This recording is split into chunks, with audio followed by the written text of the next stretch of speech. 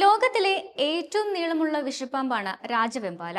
വിഷപ്പാമ്പുകളിൽ ഏറ്റവും വീര്യമുള്ളതല്ല ഇതിന്റെ വിഷം. പക്ഷെ ഒരൊറ്റ കടിയിൽ പുറത്തുവിടുന്ന വിഷത്തിന്റെ അളവ് 20 പേരെയോ ഒരു ആനയെ വരെ കൊല്ലാൻ തക്ക ശേഷിയുള്ളതാണ്.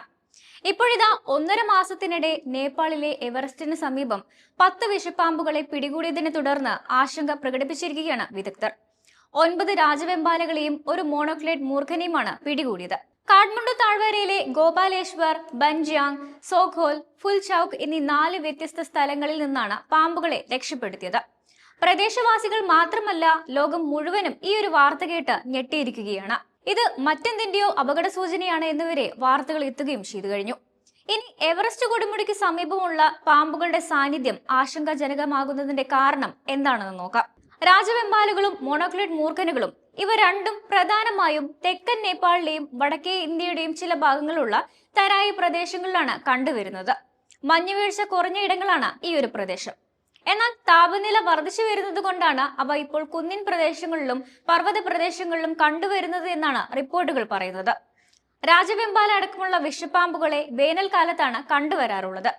കാഠ്മണ്ഡു താഴ്വരയിൽ ഈ വിഷപ്പാമ്പുകളുടെ സാന്നിധ്യം മുൻപൊന്നും കണ്ടിട്ടുമില്ല. ഒരു പാമ്പ് പിടുത്തക്കാരന്റെ സഹായത്തോടെ വീടുകളിൽ നിന്നും പ്രദേശങ്ങളിൽ നിന്നും ആ പാമ്പുകളെ രക്ഷപ്പെടുത്തി അടുത്തുള്ള വനത്തിൽ തുറന്നുവിട്ടുവെന്നും സമീപത്തെ കാടുകളിൽ നിന്ന് നാട്ടുകാർ രാജവെമ്പാലയുടെ മുട്ടകളും കൂടുകളും കണ്ടെത്തിയിട്ടുണ്ടെന്നുമാണ് അധികൃതർ പറയുന്നത്.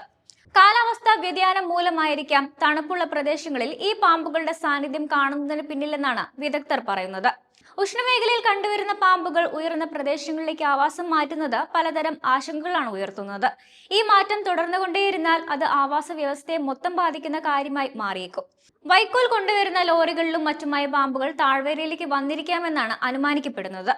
കഴിഞ്ഞ കുറച്ചു വർഷങ്ങളായി കാലാവസ്ഥാ വ്യതിയാനവുമായി ബന്ധപ്പെട്ട തീവ്രമായ കാലാവസ്ഥാ സംഭവങ്ങൾക്ക് നേപ്പാൾ സാക്ഷ്യം വഹിച്ചിട്ടുണ്ട്. നേപ്പാളിലെ പരമാവധി താപനില പ്രതിവർഷം 0.05 ഡിഗ്രി സെൽഷ്യസ് എന്ന നിരക്കിൽ ഉയരുകയാണ്. കുന്നിൻ പ്രദേശങ്ങളും പർവ്വത മേഖലകളും താഴ്ന്ന പ്രദേശങ്ങളെക്കാൾ വേഗത്തിലാണ് ചൂടാകുന്നത്. പർവ്വത ആവാസ വ്യവസ്ഥയിൽ വിഷപ്പാമ്പുകൾ എത്തുന്നത് മൂലം അവിടങ്ങളിലെ ജീവജാലങ്ങളുടെ ഭക്ഷ്യശൃംഖലയിൽ വലിയ മാറ്റങ്ങളാണ് ഉണ്ടാവുക.